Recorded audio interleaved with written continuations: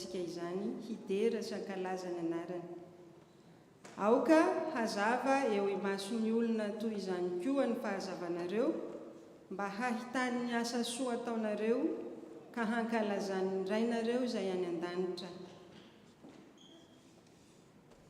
C'est ainsi que votre lumière doit briller aux yeux de tous, afin que chacun voie le bien que vous faites et qu'il loue votre Père qui est dans les cieux. Zany ary no teny entitsika ifampiarabana ary indrindra anomanantsika ny foamam-panahintsika amin'izao fiarahantsika mivavaka eto izao. Heny fiantsoana, feno fitiavana, teny masina sy to ho anao ry orofo. Ry fiangonana malala ho aminareo aneny fahasoavana sy fiadanana avy amin'Andriamanitra raintsika sy Jesosy Kristy Tompo. Misaotra an'Andriamanitra isika ry havana fa mbola nahazo izao tombonandro-pahasoavana izao indray, ary tsy noho ny herintsika nefa na ny tanjakintsika no nahatratrarantsika izao fa mbola noho ny halehiben'ny famondram-pon'Andriamanitra. Faly miarabantsika tsirairay no izany amin'ny anaran'i Jesosy Tompo, ary araka ny voalaza teo dia mbola miantso antsika indray ny Tompo ary maniraka antsika izy ary araka ny teny izay hitantsika ao amin'ny Matthieu 7:20-20 izay maniraka antsika koa mandehana ianareo ataovy mpianatro ny firenena rehetra. Zany no iantsoan'i Jesosy Tompo antsika izany. Ary ao anatin'izany indrindra dia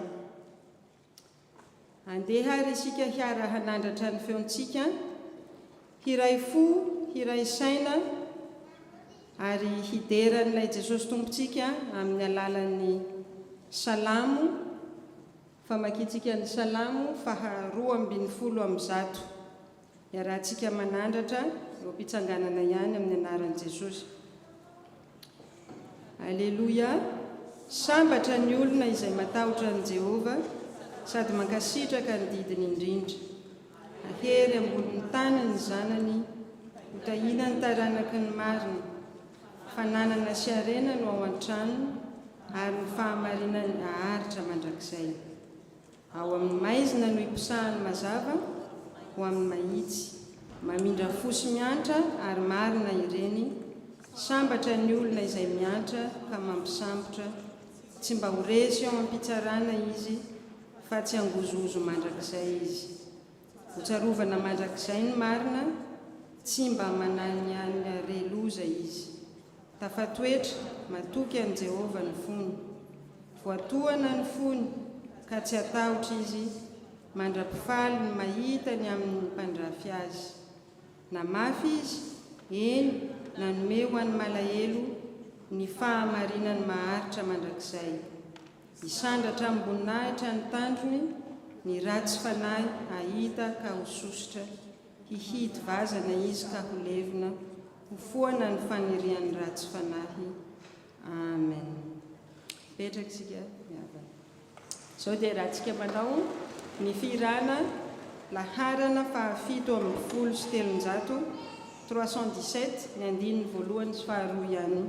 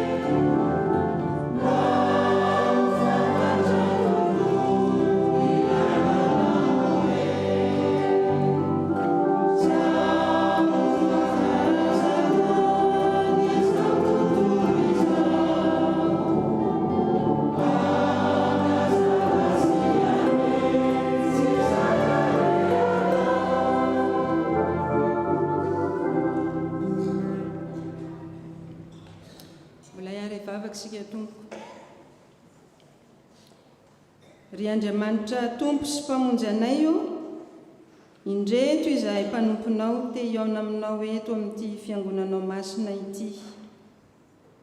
Hatreo feno tompo izao fivorianay izao, ary raiso ho hanitra ankasitrahanao ny zavatra rehetra izay ho tanterahinay eto amin'ny anaranao masina.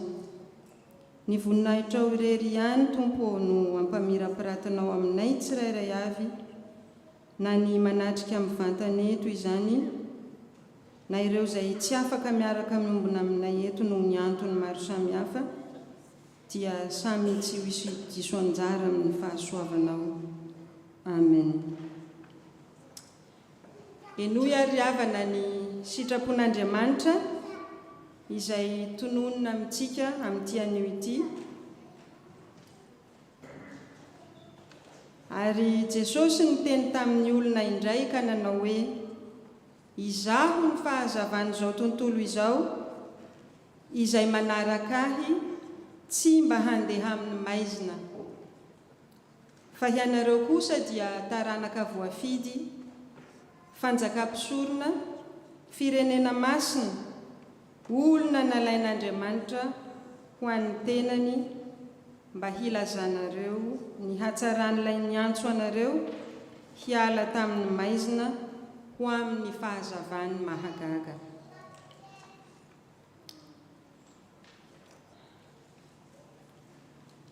Rehefa avy nandray izany sitrapon'Andriamanitra izany ary tsika riavana dia mahatsapa tokoa isika fa tsy mendrika akory na dia andray ny famelan-keloka avy aminy aza, noho izany dia tsy maintsy mibebaka isika amin'ny fo manetry tena. Izany no entitsika atolotsika eto anatrehan'Andriamanitra dia mbola iray vavaka isika angataka izany famelan-keloka izany. Ry Andriamanitra tompo rainay any an-danitro, masina ianao ka mankahala ny ratsy rehetra. Indreto izahay mpanota mahantra manetry tena sy miaiky ny fahadisoanay eto anatrehanao. Nanota taminao tamin'ny hevitra sy ny teny ary ny asa izahay ka tokony ho helohina sy ho very mandrakizay. Tsy nahatanteraka ny sitraponao mba tsy handehananay amin'ny maizina, fa kosa handeha araka ny mazava satria olom-boafidinao izahay. Eny tompo, fa na dia amin'ny maha fiangonanao anay aza dia tsy mijoro ho fanasin'ny tany sy ho fahazavan'izao tontolo izao izahay. Koa mitalaho sy mifona aminao izahay ry tompo. Amen. Eo am-pitsanganana ry havana no iarahantsika manandratra ny feontsika indray. Rehefa avy nandray izany famelan-keloka izany tsika miaraka manao ny hira laharana 500, ny andininy voalohany sy faharoa ihany eo am-pitsanganana.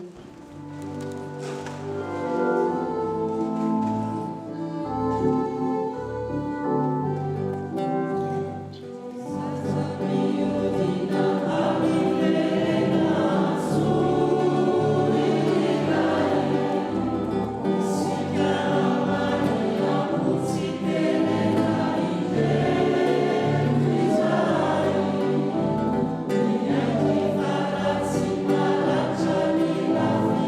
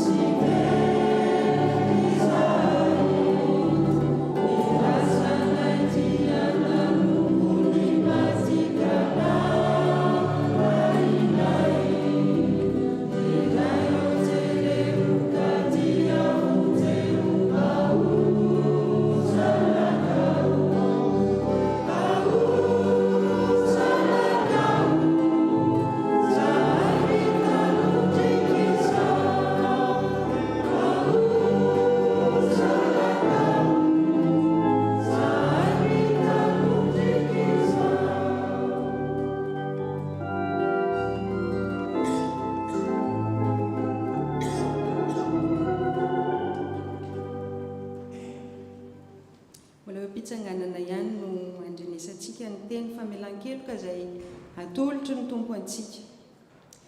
Mamindra fo sy miantra Jehova, mahary-po sady be famindram-po izy. Fa efa miseho ny fahasoavan'Andriamanitra izay famonjena ny olona rehetra, mampianatra antsika handay izay toe-panahy tsy araka an'Andriamanitra sy ny filany izao tontolo izao, ary ho velona amin'ny onony sy ny marina ary ny toe-panahy araka an'Andriamanitra amin'izao fiainana ankehitriny izao. Misaotra ny ray izay nampahamendrika antsika hanana anjara amin'ny lovan'ny olona masina eo amin'ny mazava sady manafaka antsika tamin'ny fahefany maizina, ka namindra antsika ho amin'ny fanjakan'ny zanany malalany izay ananantsika fanavotana dia ny famelana ny helitsika. Tohizana ny hira teo, andininy fahatelo.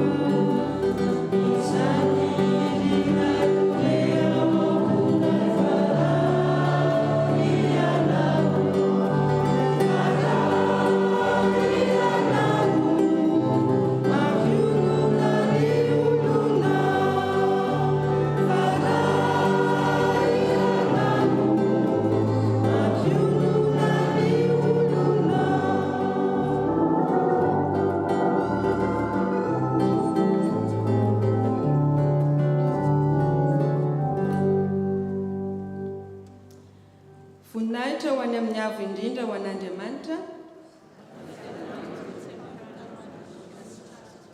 petraka isika fiangonana tompo. Mangataka ny sekoly alahady hamita ny anjarany, dia manaraka izany ny vakiteny misesy, efa tonga dia miakatra izany ny tompony anjarako voavitany ny sekoly alahady.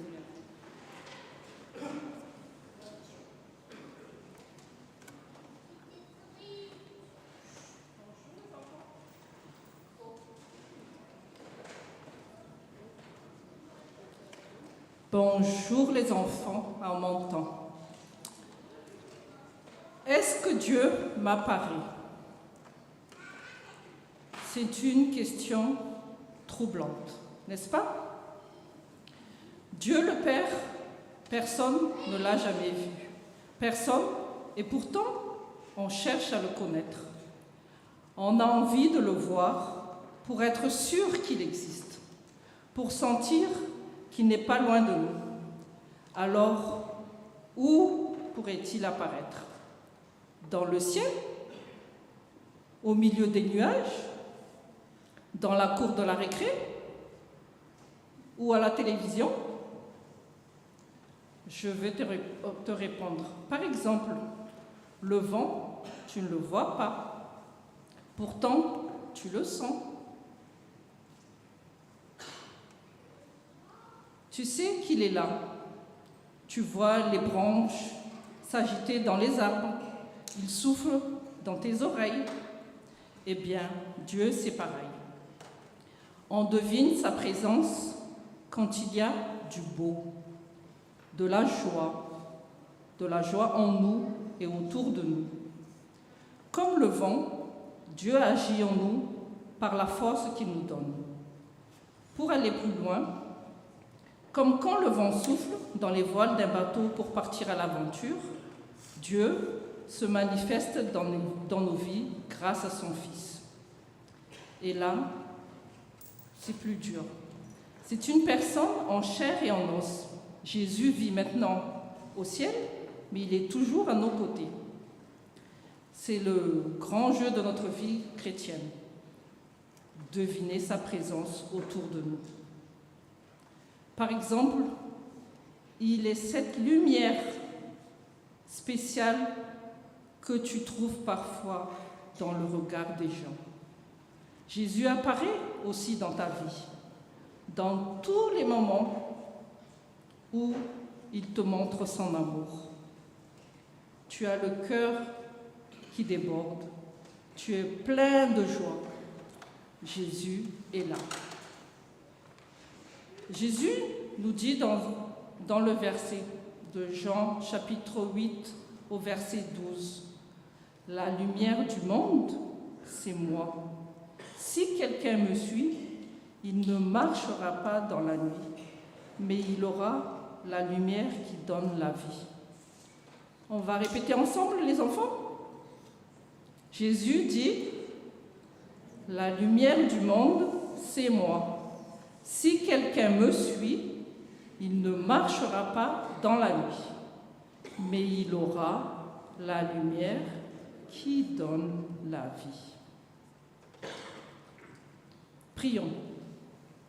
Seigneur, donne-nous cette lumière dans nos cœurs pour que nous grandissions dans la foi et pour que nous soyons des messagers d'amour, de joie et de paix.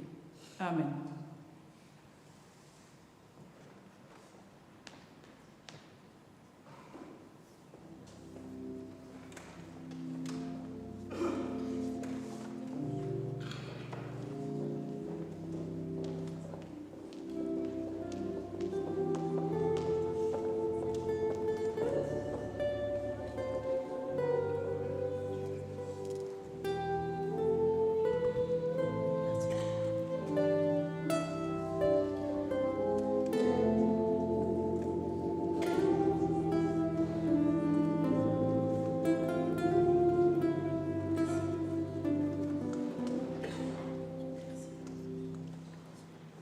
Miaraka ivavakisika tompoko.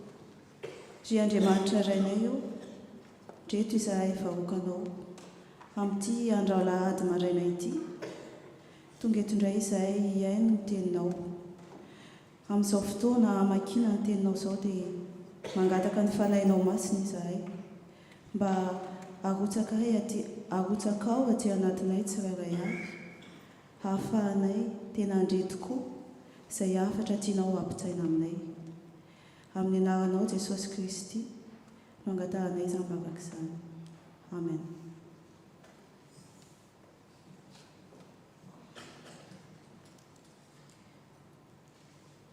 Hiaraka hamaky ny soratra masina sy hiaino ny tenin'Andriamanitra isika tompoko. Araka izay voasoratra ao amin'ny perikopa anio. Isaia tompoko 7:50, 7 ka hatramin'ny 10. Ny anaran'i Jesosy. Motsy ny zaran'ny mofonao ho an'ny noana va, sy ny ampiantranony ory manjenjena, ary mba anafianao izay hitanao mitanjaka, ka tsy hitrimbelona amin'ny namanao ianao, fa raha izany dia hiposaka tahaka ny fahazavan'ny maraina ny fahazavanao, ary tonga faingana ny fahasitrananao, ny fahamarinanao olo-lalanao, ary ny voninahitry Jehova vodi-lalanao. Ary amin'izany dia hiantso ianao, ary Jehova hamaly. Eny, anandratra ny feonao ianao, ary izy ianao hoe, ity aho. Raha esorinao tsy ho eo aminao ny zioga, sy ny fanondron'ny fanondro, sy ny fitenenan-dratsy, ary afoinao ho an'ny noana izay alina tianao, ka mahavoky ny ory ianao, dia hiposaka ho amin'ny maizina ny fahazavanao, ary ny azim-pitinao ho tahaka ny mitatao-vovonana. Amen. Ho toizantsika ny famakiana ny tenin'Andriamanitra. Izany dia hitantsika ao amin'ny epistily voalohany nosoratan'i Paoly ho an'ny Korintianina. Korintianina voalohany 2:2 ka hatramin'ny 5. Korintianina voalohany 2:2 ka hatramin'ny 5. Amin'ny anaran'i Jesosy. Ary izao koa ry rahalahy, raha tonga tany aminareo, dia tsy tonga tamin'ny teny marevaka na fahendrena rehefa nitory taminareo ny zava-miafina ny amin'Andriamanitra. Fa niny tsy hahafantatra zavatra hafa teo aminareo afa-tsy Jesosy Kristy, dia izy voaomby tamin'ny hazo fijaliana. Ary izao aza raha tany aminareo dia azo ny fahalemena sy ny fahatahorana ary ny fangovitana be. Ary ny teniko sy ny toriteniko dia tsy tamin'ny teny fahendrena izay natao ampiaiky, fa tamin'ny fanehoana ny fanahy sy ny hery mba tsy horenan'ny finoanareo ho amin'ny fahendren'ny olona fa amin'ny herin'Andriamanitra. Amen.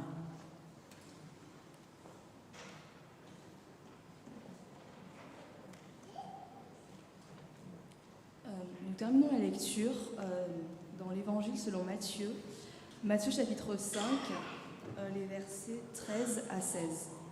Matthieu chapitre 5, versets 13 à 16. Au nom de Jésus. C'est vous qui êtes le sel du monde, mais si le sel perd son goût, comment le rendre de nouveau salé? Il n'est plus bon à rien, on le jette dehors, et les gens le piétinent.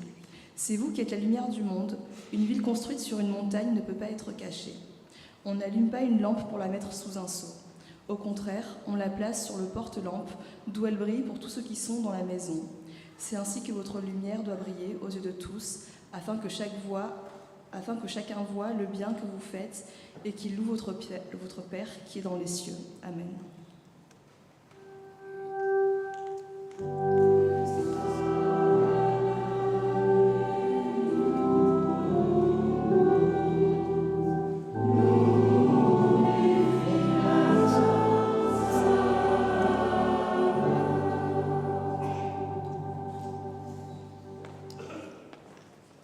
Alohan'ny andrenesantsika ny toriteny dia iarahantsika manao ny firana laharana fa 190 andininy voalohany sy faharoa ihany.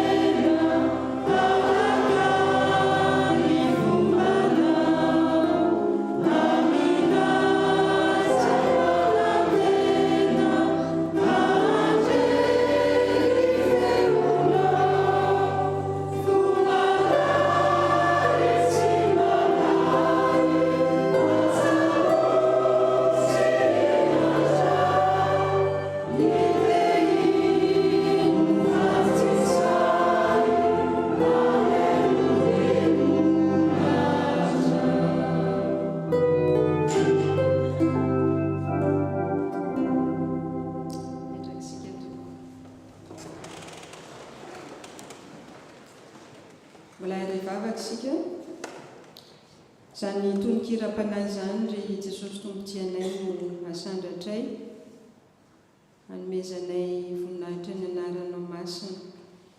Ankehitriny dia raha hiaino ny teninao zay, hiaino ny hafatra avy aminao dia ianao Jesosy no hiteny vonoky hiainonao zay tompo, ary ianao koa no hanindry ny lelan'ny mpanomponao, tondra ny hafatrao, ary ny fo izay mandray izany teninao zany dia folonaka, hahatova izany teninao zany ho fiainana ho anay tsirairay avy.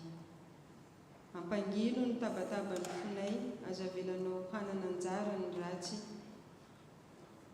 fa ny fitiavanao no hiazonanao anay hatrany hatrany.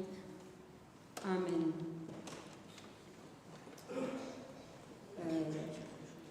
Permettez-moi quand même de m'adresser 5 minutes au Sekoulalad, parce que le thème d'aujourd'hui, c'est vraiment un thème qui est très important dans notre vie chrétienne.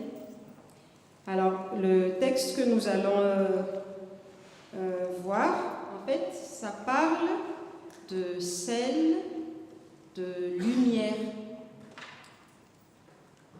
Jésus qui s'adresse aux disciples il appelle les disciples à être le sel de la terre, à donner de la saveur et à être la lumière du monde. C'est quoi une lumière? Une lumière, son rôle, c'est de briller, apporter de la lumière là où il n'y a pas. Imaginons, nous sommes dans une pièce fermée, il n'y a pas de lumière. Quand on entre dans cette pièce, on appuie sur l'interrupteur, tout s'allume. Et quand tout s'allume, il n'y a plus de place pour les ténèbres. Donc, nous, chers enfants, nous sommes appelés à être comme cette lumière. On va briller là où les ténèbres veulent encore prendre place, afin de chasser ces ténèbres-là. Là où il y a le malin qui veut encore nous détourner, on doit briller. Et comment briller? La parole nous l'enseigne, nous le dit. On doit briller comme une ville située en haut d'une montagne. C'est-à-dire, on ne doit point se cacher. Quand on est une lumière qui brille, on ne se cache pas, on n'a pas peur. On ne va pas se dire « Ah, j'ai peur que les autres personnes, mes copains, mes copines sachent que je suis chrétienne, je suis chrétien. » Donc, Jésus nous dit vraiment dans ce texte qu'on doit briller comme une ville située en haut d'une montagne. Donc, notre lumière doit être visible. C'est qui la lumière en nous? C'est Jésus. Donc, nous, en tant qu'enfants de Dieu, on doit briller comme cette lumière pour illuminer le monde, pour apporter la saveur en tant que sel. Quand on dit, c'est quoi le rôle du sel déjà? C'est apporter de la saveur dans le plat que nous mangeons. Et il a aussi un rôle de conservateur.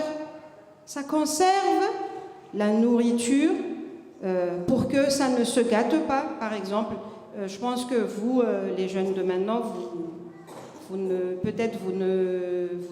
savez pas comment les personnes, les âgés, les anciens, ils ont fait. Mais il n'y avait pas de frigo, rien, en pleine campagne. Qu'est-ce qu'ils faisaient? Quand ils ont chassé, ils allaient chasser, ils ont quelque chose pour à conserver pour l'année. Ils prennent un morceau de viande, ils vont mettre du sel, ils vont saler, ils vont mettre du sel pour conserver justement cette viande pour que ça dure, pour que ça ne se gâte pas. Donc ça aussi, c'est un rôle très important du sel. Nous recevons la parole de Dieu, nous sommes appelés à être sel et lumière pour briller. Pour faire quoi? Pour conserver aussi cette parole de Dieu qu'il nous a donnée et pour la partager autour de nous. On doit rendre visible cette lumière de Christ qui brille en nous. Ce n'est pas uniquement pour nous si on doit briller, c'est surtout pour ce monde qui ne connaît pas encore notre Seigneur Jésus. Amen. Toy izay dia ataontsika amin'ny teny malagasy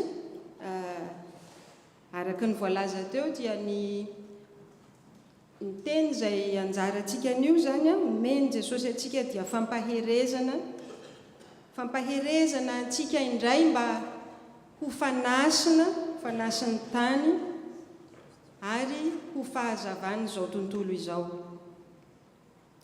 Ny fanasina ho iaho teo dia ao anatin'izany teny hoe fanasina izany dia misy ny ny teny hoe masina. Masina izany a, inona ny atao hoe masina dia zavatra voatokana isika zao zany dia olona natokan'Andriamanitra no hamasininy mba hanao iny, mba hanompo azy, hanome voninahitra n'io tompo Andriamanitsika io. Zany no iantsoana ahy sy ianao. Ary izany indrindra no ampaherezan'i Jesosy atsika eto amin'ity teny izay nomeny ny mpianany. Fa isika indray no mpianatra amin'izao fotoana izao, mandray izao tenin'Andriamanitra izao, dia manambara izy fa hianareo no fanasin'ny tany. Isika izany, izay ilay hianareo, isika izao no fanasin'ny tany. Izao fampianarana izao, izao teny izao dia ampahany nalaina ao amin'ny fampianarana lehibe indrindra izay nataon'i Jesosy teo an-tendrombohitra.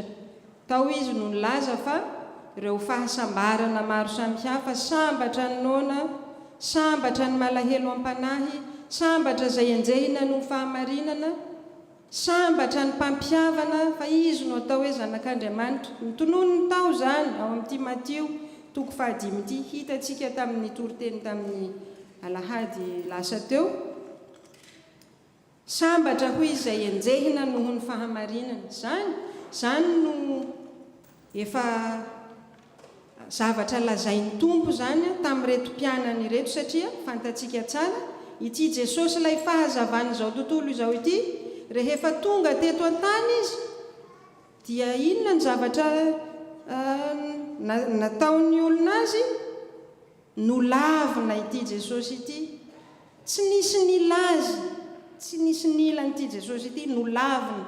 Ary eto ny mpianany dia efa nampitandreminy sahady ary nampahereziny fa ho lavina tahaka azy koa. Izay manaraka ahy dia tsy maintsy hilanja ny hazo fijaliako, izay manaraka ahy dia mba ho lavina tahaka an'ity Jesosy ity. Zany no antony efa ampaherezany Jesosy sahady reto mpianatra. Dia izany koa no efa ampaherezana antsika ry havana. Ahoana ny fiainana izay iainantsika amin'izao, ny situation, contexte iainantsika amin'izao dia iny? Izao tontolo izao dia mandany ity Jesosy ity, tsy mila n'izany Jesosy izany. Zany no fiarahamonina misy atsika amin'izao zany.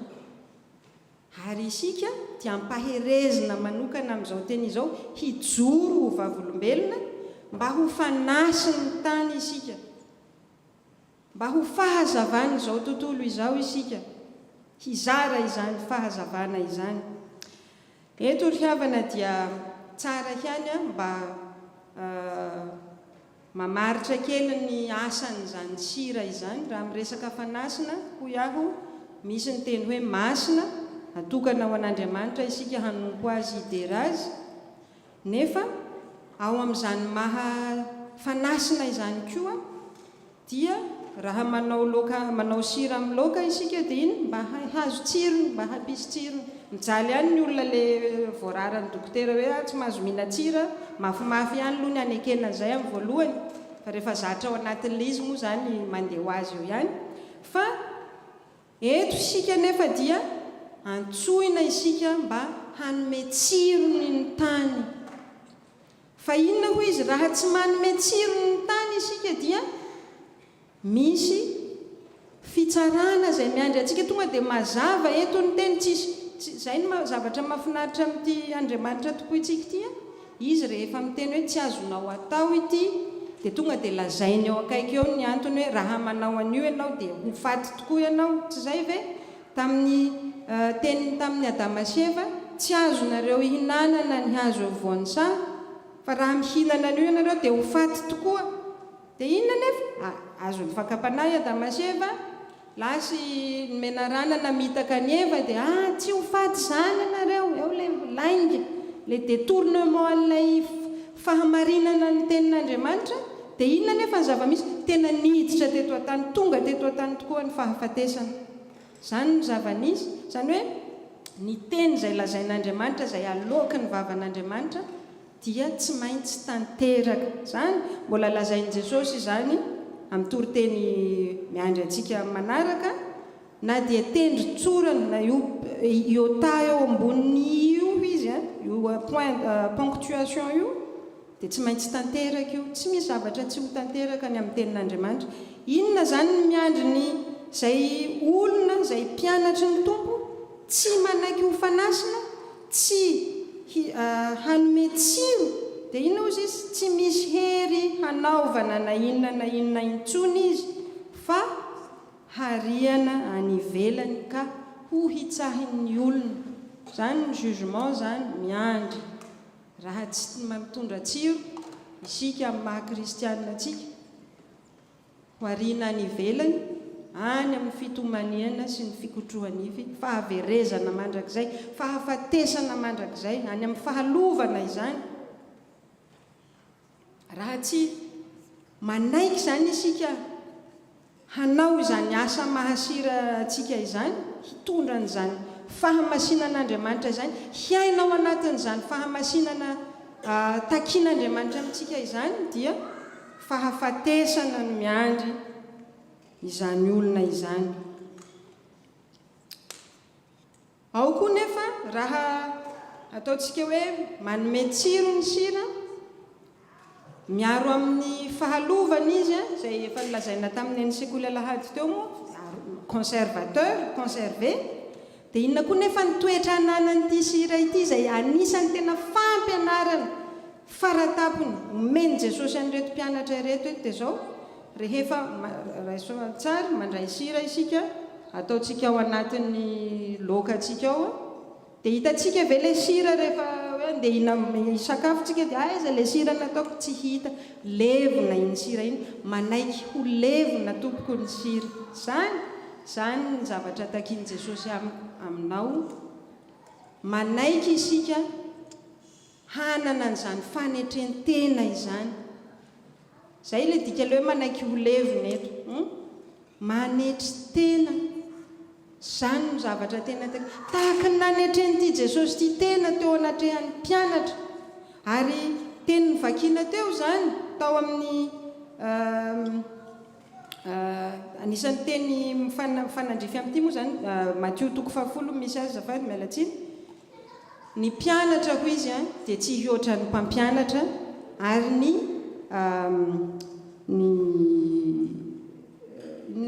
mpanompo tsy hihoatra ny tompony. Inona ny dikan'izay? Zay ilay fanetretena lalina.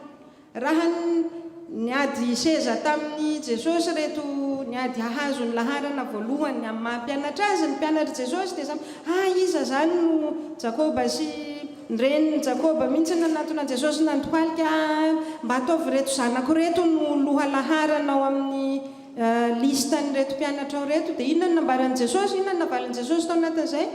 Zay te ho ambony aminareo izy, zay te ho lehibe aminareo no aoka izy hanompo.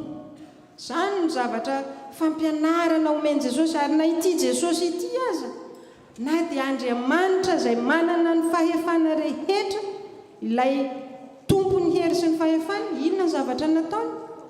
Nanasa ny tongony mpianan'ity Jesosy ity. Zany no fanetretena nasehon'ity Jesosy ity, ary anisan'ny tena fanetretena lehibe nanekeny, nanolotra ny ainy hamonjy azy, hamonjy anao eo amin'ny hazo fijaliana. Mba manao ahoana ny toerana misy atsika ao anatin'izany? Manome tsiro ve izaho amin'ny mahasira ahy? Mba miaro ny hafa, miaro ny tenako, tsy ho azo ny fahalovana ve? Tsy ho azo ny fahafatesana? Sa mbola miray petsapetsa, miaraka mipetsapetsa amin'ny filalaovan-dratsy sy ny naman-dratsy? Inona ny lazain'ny salamo voalohany? Ny salamo voalohany ho vakitsika izany. Ny salamo voalohany dia mampianatra atsika indrindra ny lalana zay tokony ho diavintsika. Ary zany dia tena maneho amintsika ny halalana izany fiarahana amin'ny tompo izany, ny toetra zay tokony hananantsika. Inona no ambarany? Dia hoe sambatra ny olona izay tsy mandeha eo amin'ny fisainany ratsy fanahy ary tsy mijanona eo amin'ny lalan'ny falehan'ny mpanota ary tsy mipetraka eo amin'ny fipetrahan'ny mpaniratsira fa ny lalan'i Jehova no sitrany eny ny lalan'ny saintsainy andro aman'alina. Zany le fanasina izany misaintsaina andro aman'alina hoe ao tenao amin'i Jesosy ve misy ahy tsy mandeha jereo tsara misy zavatra be dia be ny takiny eto tsy mandeha amin'ny fisainany ratsy fanahy tsy mandeha any ary tsy mijanona ao amin'izany ratsy fanahy zany ary tsy mipetraka ao fa aiza zany no hitoerantsika dia ao amin'ny Jesosy irery ihany ao amin'izany fahazavana izany isika ary mitondra izany fahazavana izany isika miaina ao anatin'izany mandeha amin'ny fahazavana mipetraka ao amin'ny fahazavana ary mijanona ao amin'izany fahazavana izany. Zany no takin'ny tenin'Andriamanitra amintsika eto.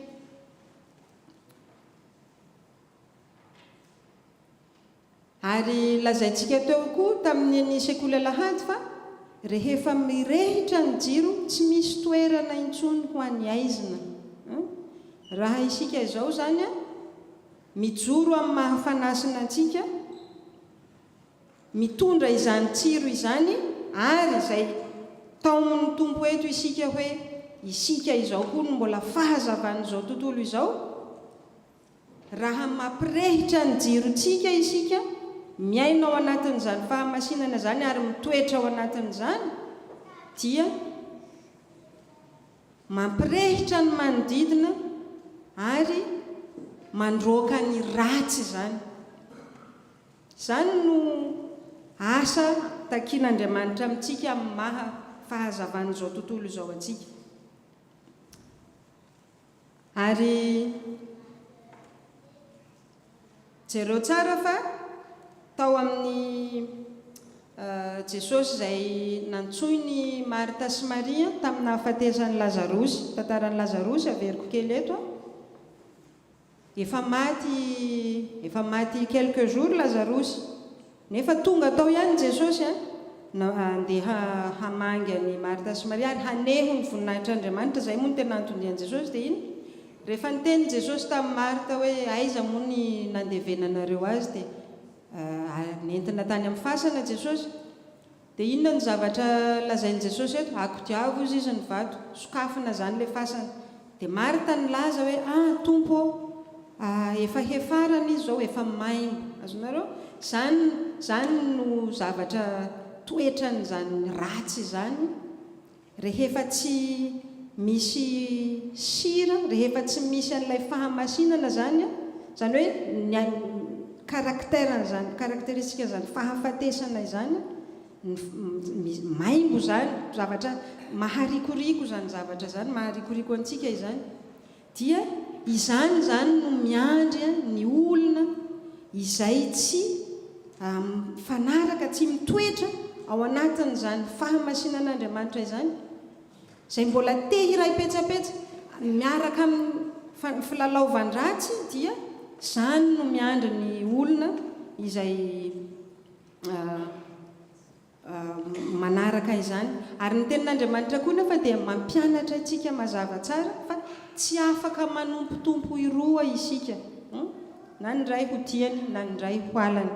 Dia raha ohatra zany hoentintsika eto amin'ity resaka hoe isika fahazavan'izao tontolo izao ity dia jereo tsara fa raha ohatra zany tsika mijery fil na courant misy fil zany mitondra courant dia misy an'le négatif sy positif ao dia ireo tsy azo atambatra mihitsy ireo courant anankiroa ireo tsy azo atambatra fa raha mpifampikasoana raha atambatra ireo zavatra anankiroa ireo fantatsika ny zavatra miseho zava-doza ny zavatra miseho. Zany no miandry ny olona izay mbola tia mitoetra amin'izany filalaovandratsy izany miaraka amin'ny naman-dratsy satria ny olona tsika zanak'Andriamanitra dia nalainy natokany ho masina ary conserven'Andriamanitra ao amin'izany fahamasinana izany tsika préserveny ao anatin'izany isika ary mila manazava ny manodidina atsika isika fa tsy tsika indray zany no andeha fa tsy maninona fa rehefa isan-kalady any am-piangonana ihany re zany masina fa rehefa toute la semaine lundi au samedi za mba afaka mba tsy masina amin'iny tsy zay zany ny zavatra takian'Andriamanitra amintsika fa dia mitoetra ao anatin'izany fahamasinana zany araka ty Salamo voalohany toko voalohany ity zay nivakiana teo mitoetra mipetraka mandeha ao anatin'izany fahamasinana izany amin'ny mahafahazavana antsika dia eto indray zany Jesosy raha mampianatra nyreto mpianatra reto ary mampianatra antsika izao mba ho fahazavan'izao tontolo izao inona no ambarany misy zavatra roa angezabe afaka tsoahantsika ao anatin'izany ny zavatra lazainy dia hoe tsy azo afenina izay tanàna miorina eo an-tampon-tendrombohitra alaitsika sary an-tsaina isika zao zany fahazavan'izao tontolo zao tahaka ny apetraka eny amin'ny tanàna iray eny an-tampony tendrombohitra zany hoe il faut que ça soit visible par tout le monde zany ny zavatra takian'Andriamanitra amintsika zany raha be ihany rehefa tena dinihana nefa dia tsy maintsy ataotsika izany tsy efa tsika irery zany amin'ny maha olombelona atsika amin'ny maha nofo amandrahantsika fa izany ilay hitakitsika ny herin'ny fanahy masina angatahintsika amin'ny alalan'ny vavaka izay ataontsika isan'andro mba ho tafian'Andriamanitra hery amin'izany isika ary mba ho tehiriziny ao amin'izany fahamasinana izany ao anatin'ny fiainana mibebaka ao anatin'ny fiainana misy fandinihantena lalina raha tonga an'io moa zany ny tompo ry havana raha mametram-panontaniana isika ho voaray ve manana valiteny amin'izany ve isika azotsika antoka ve fa ho azotsika ny lanitra raha miverina an'io ny tompo ary zany mbola tombony ho antsika mbola omeny isika mbola omeny sakafo-panahy itsika tsy mitsahatra izy mampianatra amin'ny alalan'ny teniny ary zay koa no zavatra tsy maintsy rehefa miteny izy eo amin'ny Salamo mitoetra ao anatin'izany fahamarinana izany tsika mandeha zany hoe tena miaina iny zany miaina ny fiainantsika isan'andro dia fenotsika ny tenin'Andriamanitra io ny tenin'Andriamanitra irery hiany no afaka manazava atsika mitarika atsika ho any amin'izany lalan'ny fahazavana izany ary ny tenin'Andriamanitra koa no ahafahantsika manazava ny hafa tsy zay ve tenin'Andriamanitra no ampiasaintsika rehefa mampahery olona isika ary amaranako azy dia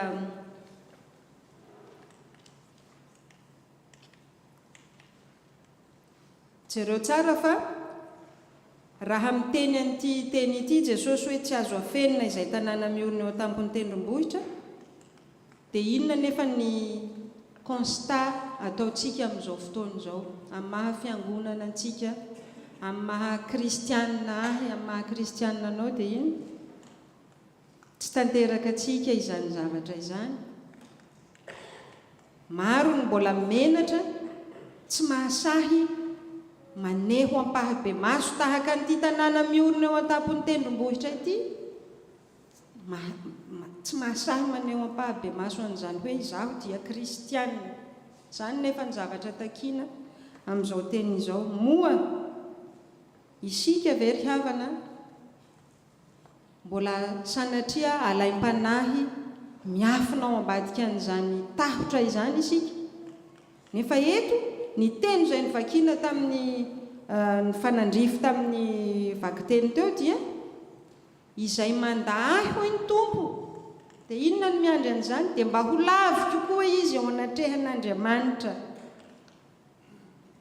zany hoe efa misy sentence miandry koa zany efa mazava raha atao tsorotsorotsika amin'ny fitenitsika andavanandro dia tena mazava ny resaka eto tsy misy issue de secours possible tsony hoe lelo mba leo hiafina kely ato na mba hiodina kely ato aloha fa zao tsy zay lalana mahitsy no hitondran'ny tompo atsika mandeha ao anatin'izany fahitsiana izany isika mandeha ao anatin'izany fiainana manetry tena izany isika ary mandeha sy manaiky mba ho fahazavany zao tontolo izao isika hanazava izay mbola maizimaizy ary rehefa mazava ho iaho tamin'ny sekoly alahady teo rehefa tonga ny fahazavany tsy misy aizy natafipetraka izany eo tsy misy na inona olana mianjady amin'ny fiainantsika aretina ve olana arabolana maro ny olana izay mianjady amintsika tsy izany intsony no priorité amin'ny fiainantsika zany tsy izay intsony fa accessoire daholo izany rehefa mitoetra ao amin'izany fahazavan'i Jesosy izany isika zany no antony ilazany atsika fa hoe katsaho aloha ho izy ny fanjakako sy ny fahamarinako dia hanampy ho anareo zany zavatra rehetra izany vaky teny teo hoe hatramin'isan'ny volondohantsika io aza vao isany fantany firy n'isan'ny volondohantsika io iza no ahisany zany raha amintsika zao hoe na andany andro eo tsika hanisan'ny volondohantsika mety tsy ho vitantsika ihany zany nefa ny tompo dia maha isany io sy fantany firy n'isan'ny volondohanao inona ny tiany ho lazaina amin'izany izy zany dia ilay Andriamanitra miahy antsika mahafantatra izay mahasoa ahy sy mahasoa anao izy hatramin'ny vorokely manidina io izy no miahy an'io koa mainka ve fa isika izao izay nofidiny manokana no hamasininy mba natokany tena hoe isika no zava-dehibe lohalaharana eo amin'Andriamanitra ary izy no miahy atsika izy no efa mampahery atsika sahady fa na dia handalo ady aza isika amin'ny fiainantsika izay efa ao anatin'ny ady moa isika izao dia eo mandrakariva izy no miady ho antsika ary izy no manokatra lalana ho antsika amin'ny izay mety ho adi-panahy mahazo atsika izy no hanafy hery atsika mandrakariva amin'izany ho entintsika mamakivaky izao fiainana izao koa aoka tena hanorona ny fomba mampanahintsika sika eo am-pelantanan'Andriamanitra ary hanatanjaka ny finoantsika amin'ny alalan'ny fihainoantsika ny tenin'Andriamanitra fankatoavana izany tenin'Andriamanitra izany ary fiainantsika ao anatin'izany tenin'Andriamanitra izany dia ho an'Andriamanitra irery anie ny voninahitra izay efa azy hatramin'ny taloha indrindra ka mbola ho azy hatramin'izao ka ho mandrakizay amen.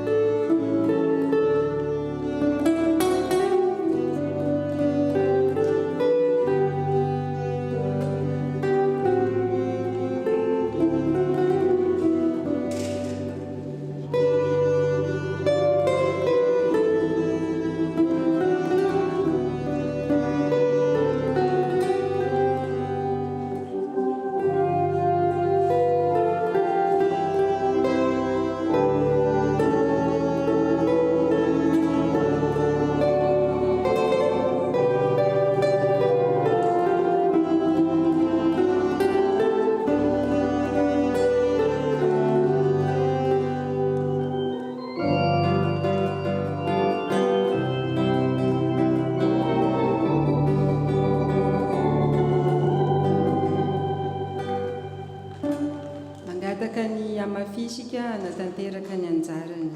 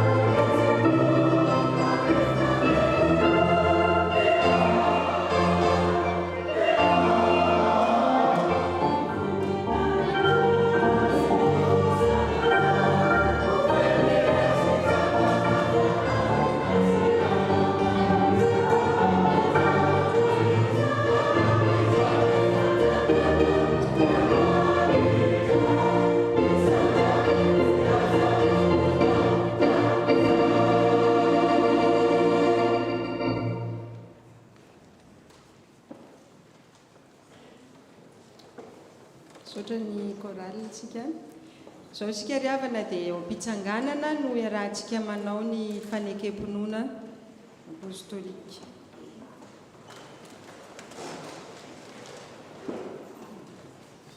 Mino an'Andriamanitra raitsotoam-panao ny lanitra sy ny tany aho, ary mino an' Jesosy Kristy zanalahy tokana tombontsika, izay nitorotoroana tamin'ny fanahy masina, nateraka Maria Virjiny, nijalina napaka Ponto Pilato, ombona tamin'ny hazo fijaliana, maty ka nalevina, nidina tany amin'ny fiainantsika, nitsangana tamin'ny maty tamin'ny andro fahatelo, niakatra ho any an-danitra, petraka ao ankavan'Andriamanitra raitsotoa, avy any aveniny tsara velona sy maty.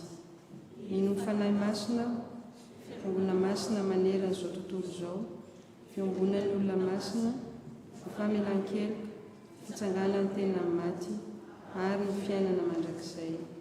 Amen. Petraka ny fiangonana. Izao dia miroso amin'ny fandraisana ny fanasan'ny tompo isika, dia mangataka ny tompona anjara rehetra amin'izany, dia ho fanomanam-panahy amin'izany tompoko dia ataontsika ny hira laharana 450 sy 400, andininy voalohany, faharoa, fahatelo, 254, strophe 1, 2, 3.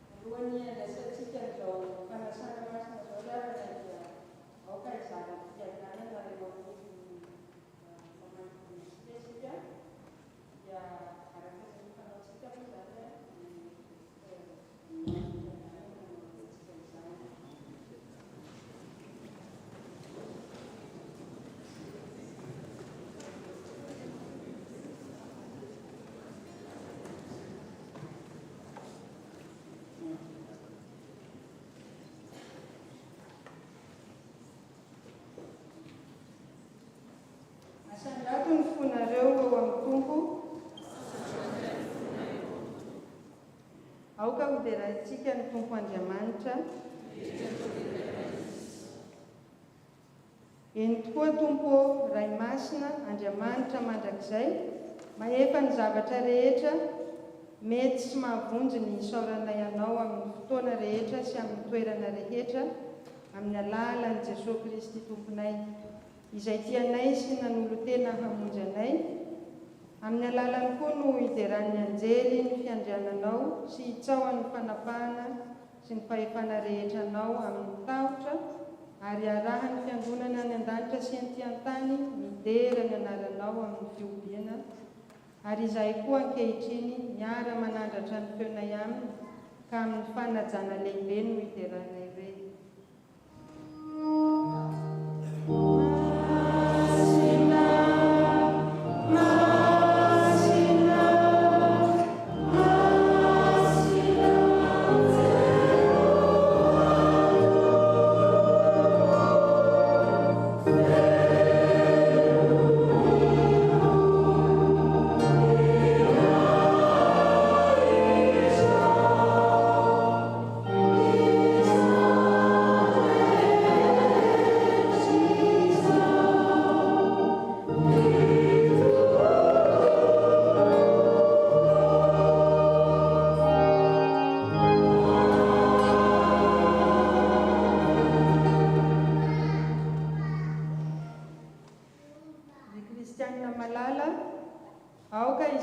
Tsaro an Jesosy Kristy izay maty nisolo antsika sy nitsangana ho fanamarinana antsika, dia fanatim-pihavanana natolotra Andriamanitra antsika, ary aoka isika hiara-misaotra sy hivavaka.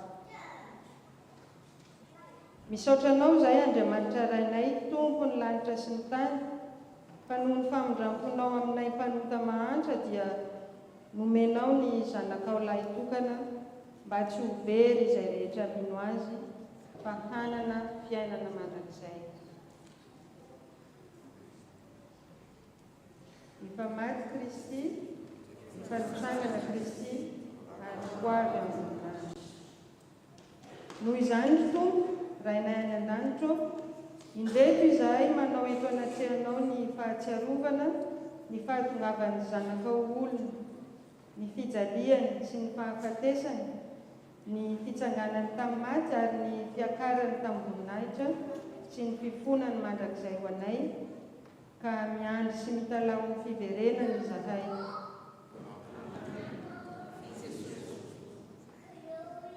Ankehitriny iray eo aidino ny fanahy masina mba hameno ny fonay ka handraisanay tokoa ny tomponay amin'ny finoana velona amin'izao izy manatona anay amin'izao fanasana izao. Fa ny fanahy masina no aharianao, hamelomanao, hanamasinanao ary hanomezanao anay ny zava-tsoa rehetra.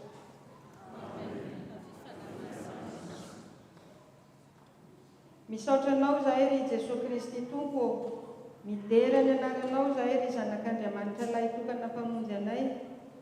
Ankalazaina anie ianao noho ny fitiavanao izay mahery noho ny fahafatesana. Ary izahay izay tonga eto anatrehanao hiombina amin'ny latabatrao dia mangataka mba hampiraisonao aminao ohatra ny sampana amin'ny voaloha. Ampianaro hifankatia tahaka ny tiavanao anay izahay, ary aoka izahay hiara-manana amin'ny fiangonana masina manontolo ny fiononana sy ny fifaliana aminao. Dia ianao izay miara-manjaka amin'ny ray sy ny fanahy masina hatramin'ny taloha indrindra ka ho mandrakizay. Amen.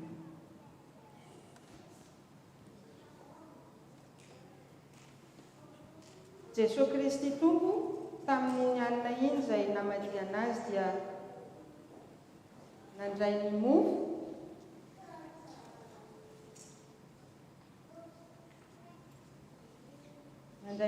ary rehefa novakiany dia nisaotra dia novakiany izany ka hoy izy: raiso hano ity ny tenako izay omenako anareo, izao no ataovy ho fahatsiarovana ahy. Ary toy izany koa no nandraisan'ny kapoaka. Rehefa nihinana dia koa izy. Misotroa amin'ity ianareo rehetra fa ity no rako dia ny amin'ny fanekena vaovao izay alatsaka ho anareo. Ho famelan-kely ho naoviana no misotro ianareo dia izao no ataovy ho fahatsiarovana ahy.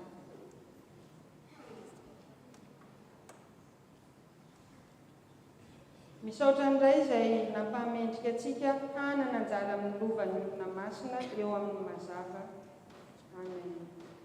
Hira laharana 750 no hiraitsika.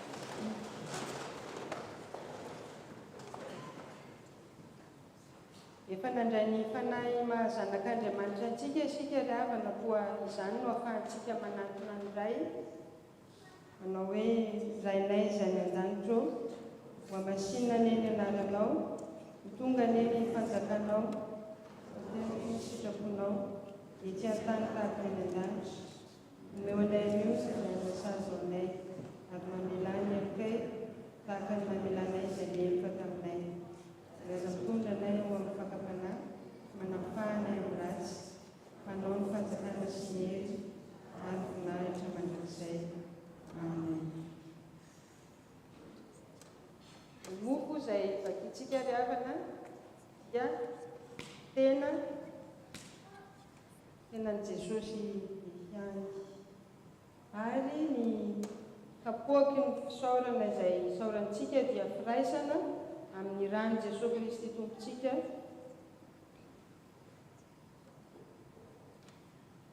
koa miroso amin'ny fandraisana isika izao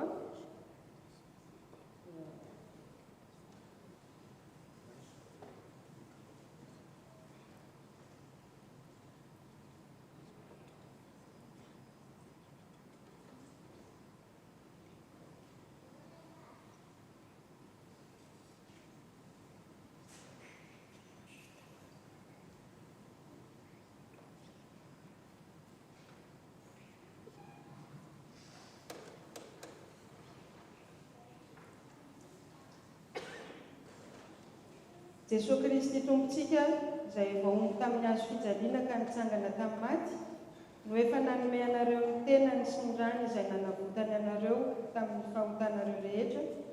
Izy ane ampahery sy aro anareo amin'izany amin'ny finoana marina ny fahasambarana mandrakizay ho aminareo ane ny fiadanana. Amen. Eo am-panatazana ny rakitra sy famerenana ny kapoaka dia raha antsika manao ny hira fahalarana fahaenina amby enimpolo sy roanjato sady manao ny rakitra isika no manangona ny kapoaka.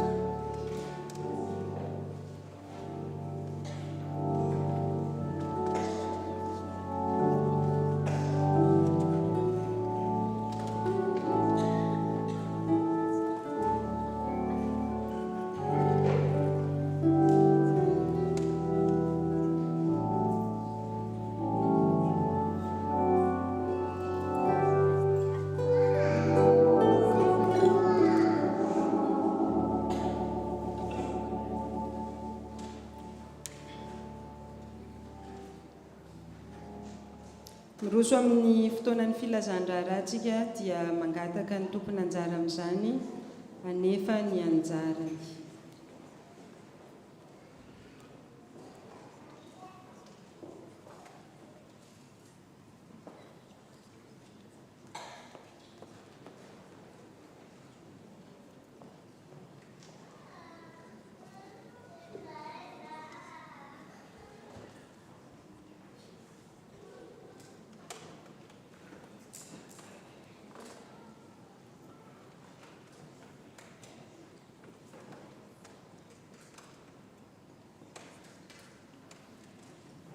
Dia faly ravantsika Rehavana amin'izao alahady fa 5 volana febroary izao, miaraba koa an'ireo rehetra izay manaraka ny fotoam-bavaka amin'ny alalan'ny tambazotra Facebook na ny YouTube ary ny Zoom.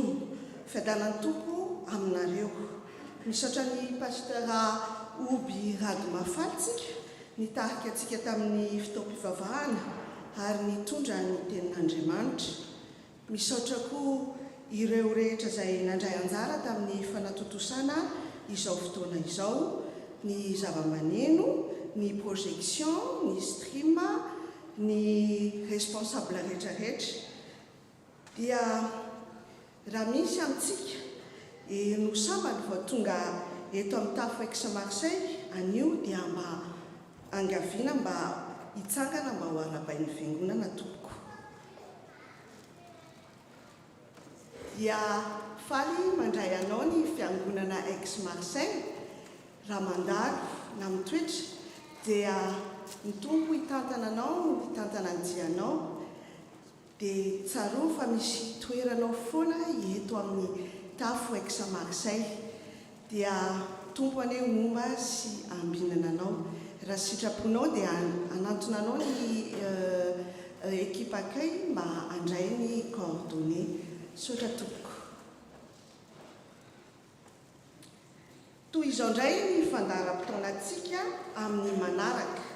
Ny fiangonana dia manomboka amin'ny 10 sasany isaky ny alahady. Amin'ny 21 volana izao amin'ny asabotsy dia atao ny formation permanente any à Saint-Étienne. Ny 12 volana ny alahady izao kosa dia atao ny assemblée générale any Amafy.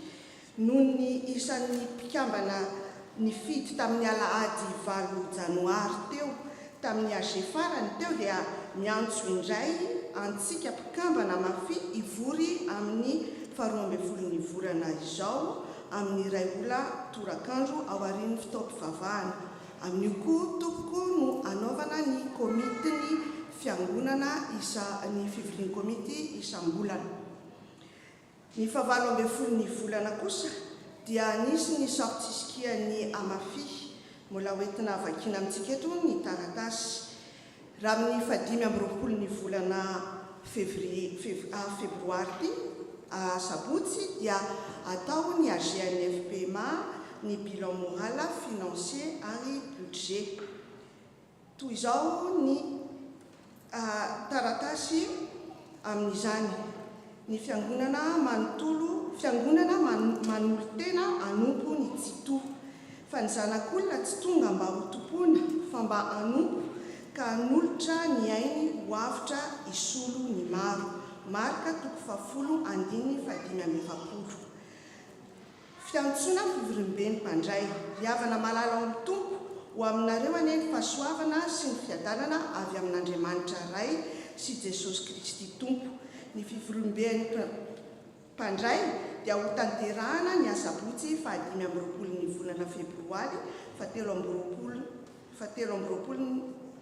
2023 izay ao amin'ny fiangonana Sainte-Émilie de Vialara, 6 Square La Pauline, 258 Boulevard Romain Roland, 1309 amin'ny 10 ora ariva. Zava-dehibe amin'ny fiainanam-piangonana izany fotoana izany ka hanasana antsika mpandray rehetra. Mandritra izany fotoana izany no hanaovana ny jeritodika ireo asa vita ary koa ny fitantanana ny volam-piangonana nandritra ny taona 2022. Ao amin'io ihany koa no anolorana ny teti-bola 2023 izay novolavolainy komity. Ao aorian'ny fotoana dia isy fiaraha-misakafo ho alefa amintsika aoriana amin'ny alalan'ny mailaka ireo antota taratasy mirakitra izany mba ahafahantsika mandinika sy mamakafaka mialoha ny fiainam-piangonana. Dia manona ny fiadanan'ny tompo amintsika tsirairay avy Aix-Marseille le 21 janvier 2023 amin'ny anaran'ny komity ny fiangonana Randrianandrasana Janot Tandrina Ravelojona Kajy Filoha. Toy izao indray ny rakitra azontsika tamin'ny 12 volana teo, rakitra 549 € 10 centimes Rakitra panier connecté, 290 €. Niezaka trano, 304,50 €. Voaloham-bokatra, 180 €. Ny rakis-pisaorana, 50 €.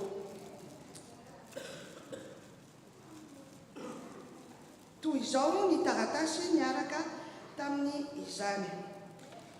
Alahady 12 Janoary 2023, rakis-pisaorana. Noho ny fitahina fiarovana any ary fanambinana avy amin'Andriamanitra dia manolotra rakis-pisaorana 50 € ho an'ny fiangonana FPMA ex Marseille izahay mianakavy, mangataka vavaka sy hira fanampiny 48 Andriamanitra fitiavana, famille mamonjy soa. Ny rakitra azontsika kosa tamin'ny 7 volana teo tamin'ny culte économique dia toy izao. Rakitra 285 € 30 centimes. Voaloham-bokatra 230 €. Ny ekipa finansa dia vonina hatrany andray ny voaloham-bokatra etsy aoriana. Manentana antsika ary havana malala amin'izany satria betsaka tokoa ireo asa miandry atsika ary mila ny fanohanantsika amin'izany. Noho ny fitsonjovana sy ny fanajana ny marefo sy ireo ray aman-dreny lehibe dia manentana sy manasa antsika mba hanao ny masika. Ny fanasana sy ny tanana eny ampidirana dia tohizana hatrany. Ny fitampifapitana ny fitombavaka amin'ny Facebook sy ny Zoom ary koa ny YouTube dia mitohy hatrany. Ny alarobia hariva dia misy ny formation SAP KNPL manomboka amin'ny 8 ora ka hatramin'ny 7 ora hariva. Ny fianarana soratra masina pazapa Bibla dia mitohy isaky ny zoma hariva manomboka amin'ny 8 ora ka hatramin'ny 7 ora sasany.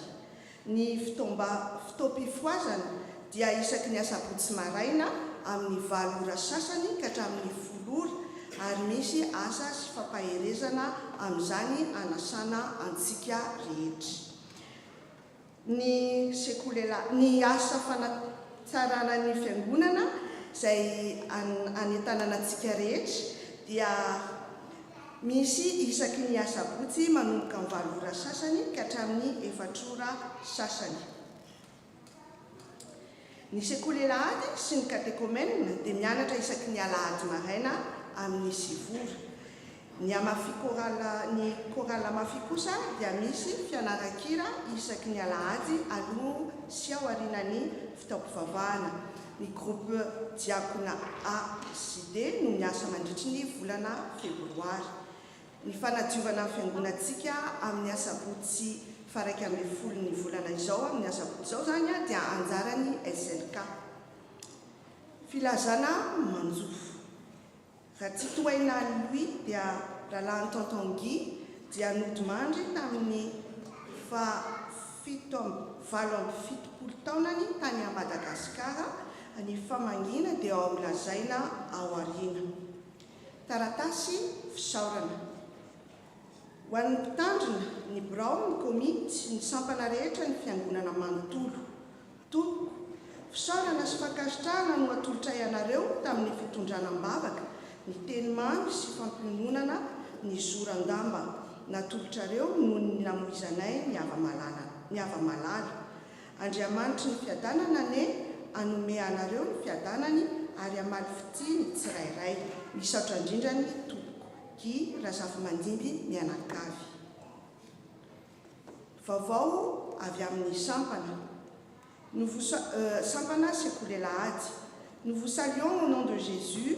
Pour ceux qui iront à la RNSA, nous aurons un petit moment d'échange ce dimanche, donc à la fin du culte, pour choisir le moyen de transport pour l'événement. Votre présence sera primordiale. En cas d'empêchement, je vous prie d'appeler Tati Fifi. Merci, bien à vous en Christ. A taratasi avy amin'ny amafi. Miarabatsika ao amin'ny tompo ny asabotsy 20 febroary 2023 dia ho any an-tendrombohitra ny atokopira Amafy sy ireo izay maniry aka-rivotra mangatsiaka sy madio any amin'ny la neige anasana ny rehetra ho an'ny fandaminana ny fotoana dia ao amin'ny station Agip Montée d'Avignon 13100 Aix-en-Provence amin'ny fitora sasany maraina. Azadino ny mivatsy akanjo tena mafana sy zava-pisotro mafana izay mila andinindiny kosa dia manantona ny Brao Amafy ny Serge Ratsinanahary Tovo Scott Lalatina Ramangasalama. Ialana tsiny fa tsisy ny mpitatsoratra dia tsy noelso dia tsy eto an-toerana ankehitriny dia samy mitondram-bavaka ny fotoana ary ny tompo ombanareo hatrany ny Brao Amafy. Banque alimentaire. Ny banque alimentaire dia misokatra trany ho antsika izay mila fanampiana izay hitantsika ety amin'ny salikate ary raisina tanandro kosa ireo izay maniry anatevina izany anoana izany. Tonga etsy aoriana koa ny bonne semence amin'ny teny gasy ka izay maniry andray hividy an'izany dia afaka manantona etsy aoriana eo amin'ny Tadibakoly. Fanamarinana kely ny rakitra paniconnecté dia atao etsy aoriana no anaterana anazy ary afaka ampiasaina ny carte bleue téléphone ary raha misy koa ny application raha misy ny application anao ny téléphone paiement. Misy koa ny ody ambavafo izay omen'ny accueil ho an'ny mpianatra sekolelahady ho an'ny mpianatra sekolelahady ihany amin'ny fotoantsika lava dia izay toko ny vaovao amin'ny tafitsika amin'ity alahady ity dia mirary herinandro soa eo ambanin'ny fitahianan'ny tompo ho azy rerany amin'ny voninahitra.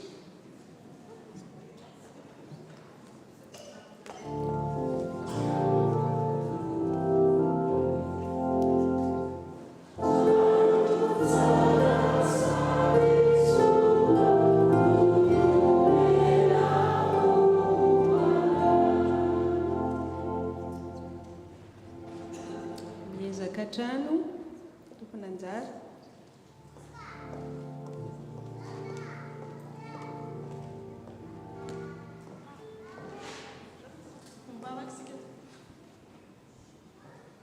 Andriamanitra raina io dia lasalaza ary voninahitra no atolotra ianao amin'ny izao fotoana izao izay natokana hisotroana ambavaka ny trano tsara sady sotokotompony no nomenao anay ka ataonay ahoana ny tsisotranao ny amin'izay rehetra efa vita tamin'ity toerana ity.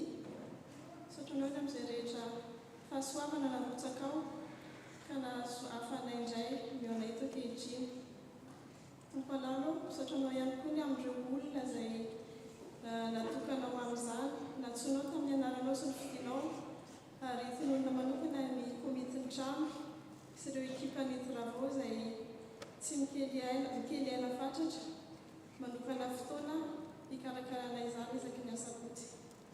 Ianao tompo ampahery azy ireo mandrakariva ary ampatsay azy fa tsy ho foana sy akory ny fikelezanainao aminao. Ampio izy tompo hifikitra aminao mandrakariva ary izay rehetra kasaina ny amin'izany asa atao izany dia ianao no hitaritarana ary ampafantaro an'izy ireo mandrakariva fa raha tsy aminao no manao trano dia miasa foana ny mpanao azy. Jesosy malalo, tsy miampimanao koa anefa ny fahalemenay amin'ny maha-olombelona. Betsaka ny vokatra fa vitsy ny mpijinja, betsaka ny asa toa fa vitsy ny mpiasa.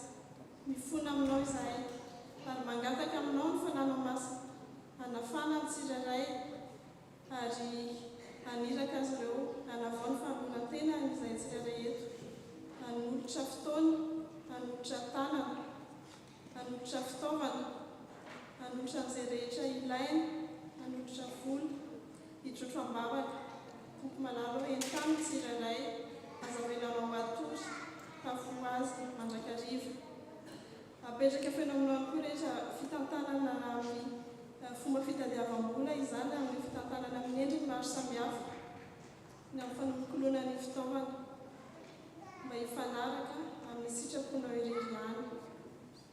Mangataka aminao izahay nao alefanao ny anjelinao masina hiatrana manodidina hiambina amin'ity tempoly ity mba hatokana ho toerana feno famasinana araka ny salamo izay nampianarina anay teo.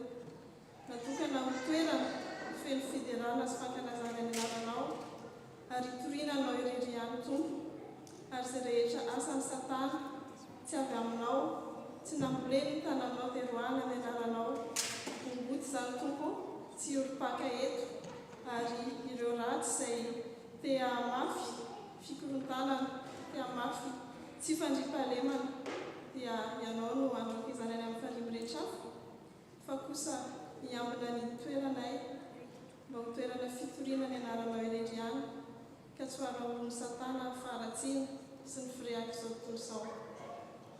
Tompo malalo ny tenanay tsirairay koa ny fonay sy ny fananay dia tempoly velona mandehandeha eny amin'ny fiarahamonina ambelo izany ho feno famasinana irery ihany, ambelo izany mba hijoro hitory ianao ho fanaka fitondrana ny anaranao. Izany tompo no vavakay, izany no sitraky ny fonay kanefa tsy ny sitraky ny irery ihany eneno atao fa ny anao irery ihany. Ary raha misy zavatra tsy voatony ny famanay kanefa hitanao tsara sady mahasoa amin'ny fanamboarana ny trano sy fandrosoan'ny fiangonana dia ianao no ampitondraka izany amin'ny fitiavanao sy ny famindraponao. Dia nitera sy lasa sy ny voninahitra ny eo anao irery ihany ary misandrata amin'ny avindrindra anao Jesosy malala. Amen.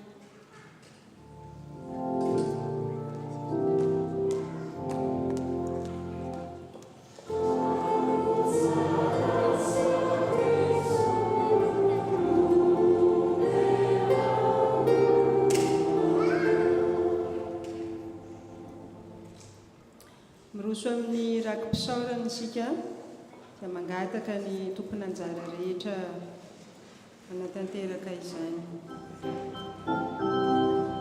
Thank you.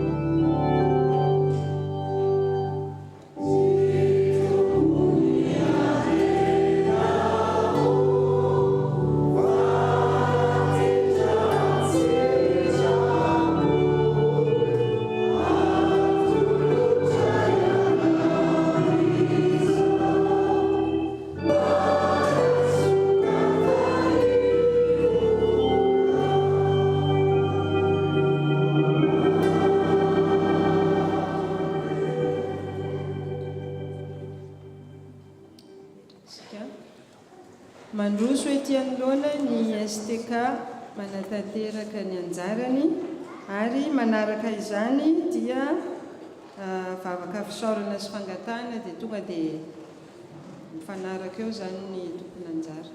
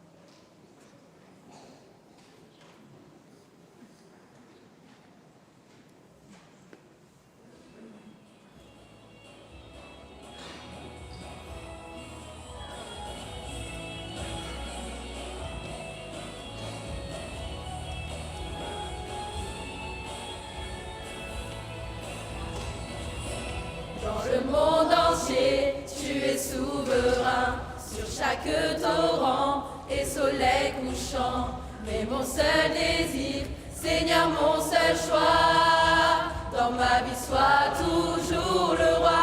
Dans le monde entier, tu es souverain, sur chaque torrent et soleil couchant. Mais mon seul désir, Seigneur, mon seul choix, dans ma vie sois toujours le roi. Oui, règne en moi, par ton pouvoir, veille sur mes rêves, et quand tout est noir, tu es Seigneur de tout en moi. Dans ma vie sois toujours le roi. Oui, règne en moi, par ton pouvoir, veille sur mes rêves, et quand tout est noir, tu es Seigneur de tout en moi. Dans ma vie sois toujours le roi. Dans chaque parole et chaque pensée, je veux refléter, Seigneur, ta bonté. Il n'est rien au monde plus précieux que toi. Dans ma vie sois toujours le roi. Dans chaque parole et chaque pensée, je veux refléter, Seigneur, ta bonté. Il n'est rien au monde plus précieux que toi. Dans ma vie sois toujours le roi. Oui, règne en moi, par ton pouvoir, veille sur mes rêves, et quand tout est noir, tu es Seigneur de tout en moi. Dans ma vie sois toujours le roi. Oui, règne en moi, par ton pouvoir, veille sur mes rêves, et quand tout est noir, tu es Seigneur de tout en moi. Dans ma vie sois toujours le roi. Oui, règne en moi, par ton pouvoir, veille sur mes rêves, et quand tout est noir, tu es Seigneur de tout en moi. Dans ma vie sois toujours le roi. Dans ma vie sois toujours le roi. Dans ma vie sois toujours le roi. Dans ma vie sois toujours le roi. Dans ma vie sois toujours le roi. Dans ma vie sois toujours le roi. Dans ma vie sois toujours le roi. Dans ma vie sois toujours le roi. Dans ma vie sois toujours le roi. Dans ma vie sois toujours le roi.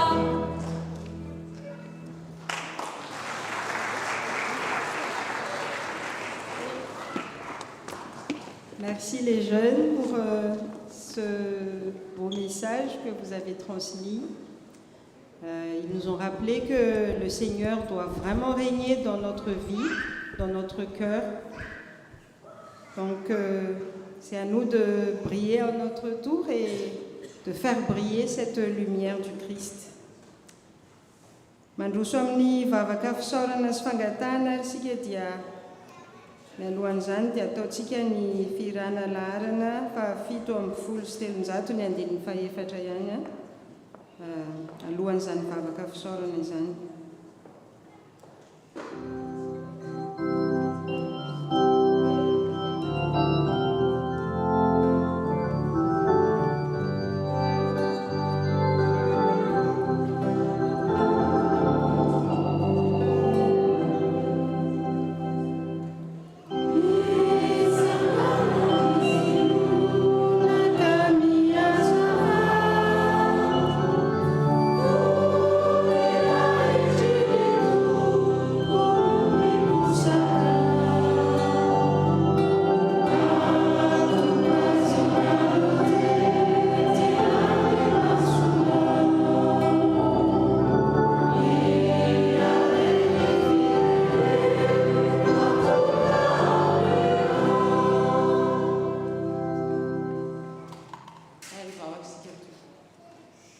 Sotra sy midera ary mankalaza ny anarana masina izahay ry Andriamanitra rainay tsara indrindra.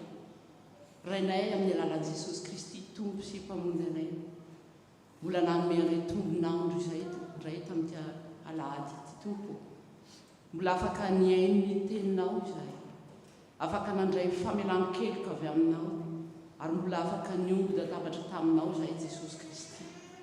Sotranao izahay satria tsy avy aminay izany fa mbola noho ny fitiavanao izay avozinao aminay isan'andro tsy tapaka satria vaovao isa-maraina tokoa ny famondram-ponao aminay.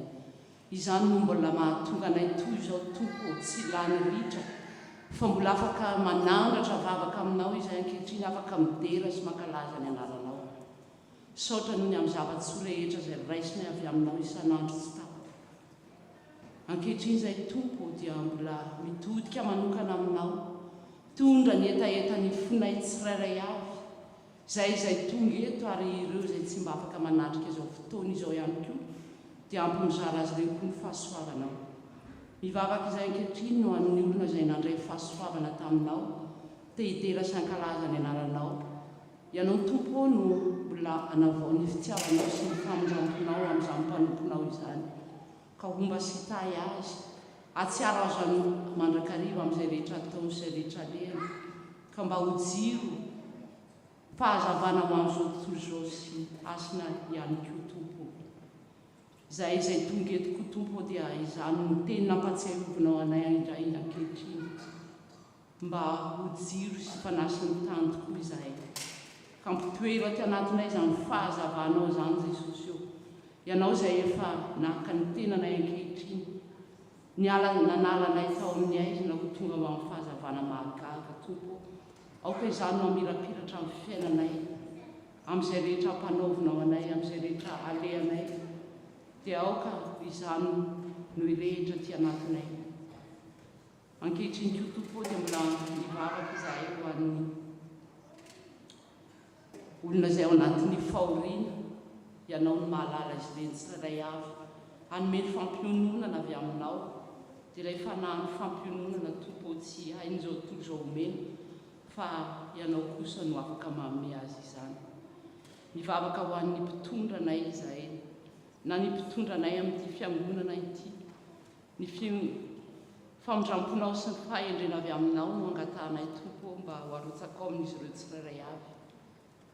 Ankehitriny koa izahay dia mahatsiaro ny firenenay izay niavianay dia Madagasikara maminay izany Jesosy. Ianao no mahalala ny zavatra rehetra izay mitranga amin'izany taninay izany. Fa nahazonay antoka tompo dia tianao ny firenenay. Ko ankehitriny izahay raha mifona sy mangataka aminao an'izany firenenay izany dia mino sy manantena izahay fa hamindra fo aminy ianao. Tsarovo ny mpitondranay isana maratonga rehetra izay napetraka ao amin'ny fitondrana Jesosy. Ianao koa no hanome ny fahendrena avy aminao izay fahendrena tsy hain'izao tontolo izao omena fa ianao irery ihany no afaka manome izany. Ary ty tany izay mandray anay ity dia la Frantsa izany Jesosy dia ianao koa no ampanjaka ny fahamarinana eto amin'ity tany ity mba hiadananay izay monina eto.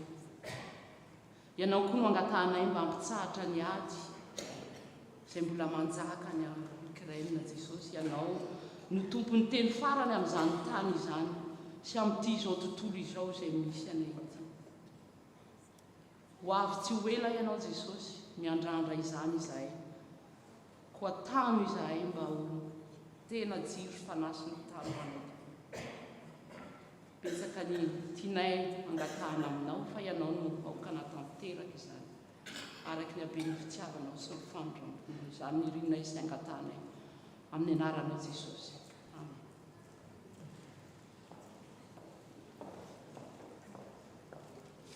Misaotra ny tompo sika riavana fa madiva ho farana ny fotoana izay niarahantsika teto. Misaotra azy isika noho ny fandraisantsika ny tena mandrany indrindra izay nazahoantsika nandraisantsika ny famelan-keloka ary nanavaozantsika koa ny fanoloran'ny tenantsika amin'ny maha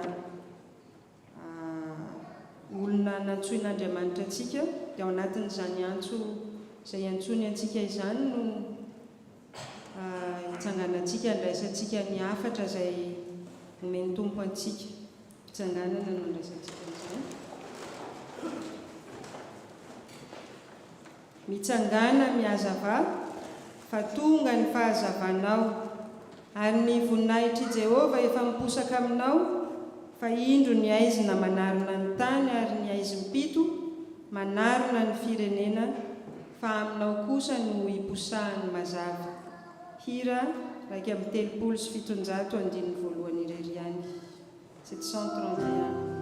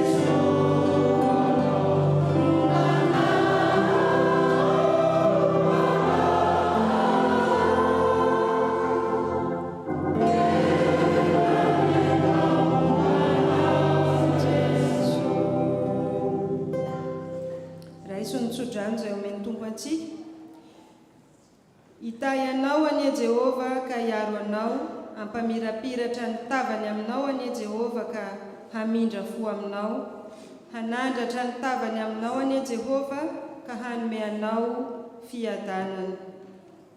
Voninahitra ho an'Andriamanitra ray sy zanaka ary fanahy masina, izay azy hatramin'ny taloha indrindra ka ho azy mandrakizay. Amen. Mandehana amin'ny fiadanana ka manompoan'ny Tompo. Bon dimanche à tous et priez, faites briller cette lumière en nous.